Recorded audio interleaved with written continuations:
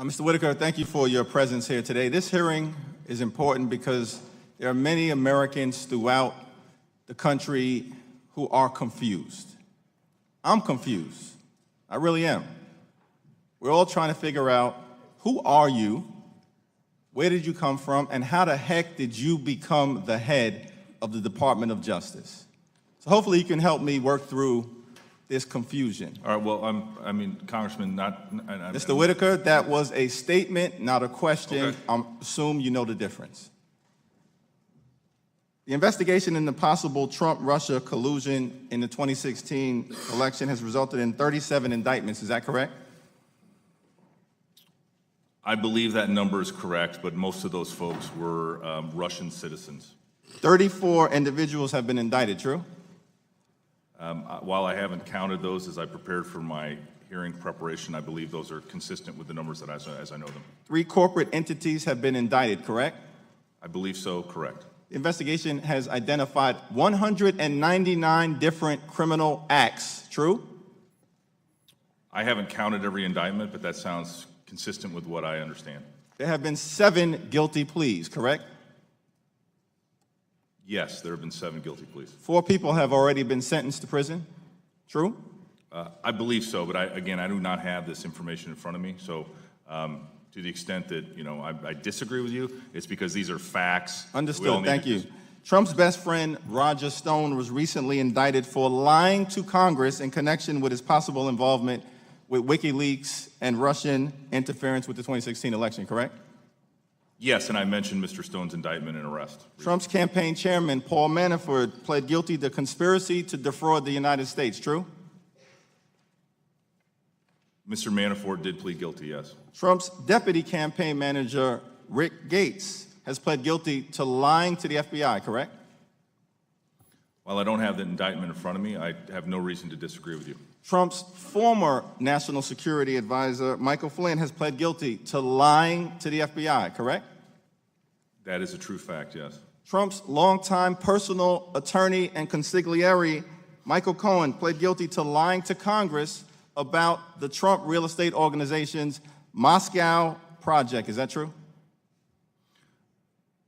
I believe that was one of the bases for his plea agreement. There were several other reasons that Mr. Cohen pled guilty.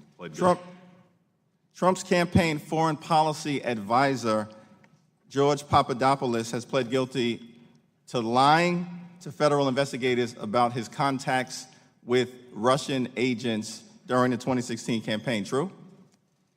While I'm sure there are many that would disagree with that title that you put on Mr. Papadopoulos, it is true that he has pled guilty, yes.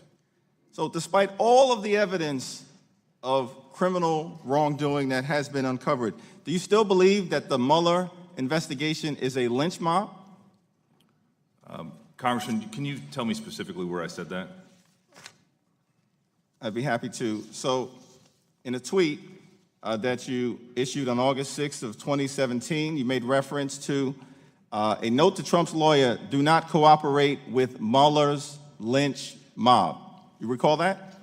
I recall that I said that I retweeted an article that was titled that. I did not necessarily agree with that position, but my point was that it was an interesting read for those that want to understand the situation. Okay, reclaiming my time. Manafort, Gates, Flynn, Cohen, Papadopoulos, and Stone are all in deep trouble. One by one, all of the president's men are going down in flames. It's often said where there's smoke, there's fire. There's a lot of smoke emanating from 1600 Pennsylvania Avenue right now. Yet, you decided not to recuse yourself, is that right? Congressman, the decision to recuse was my decision to make. I looked at all of the information. I consulted with many people that I've discussed today, and I determined that it was not necessary for me to recuse. And Donald Trump considered the Sessions recusal to be a betrayal, is that right?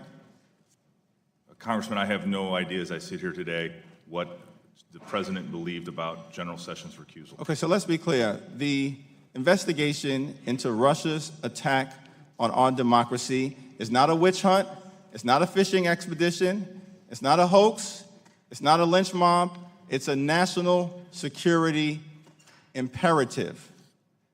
The fact that people suggest otherwise comes dangerously close to providing aid and comfort to the enemy. In your final week, keep your hands off the Mueller investigation.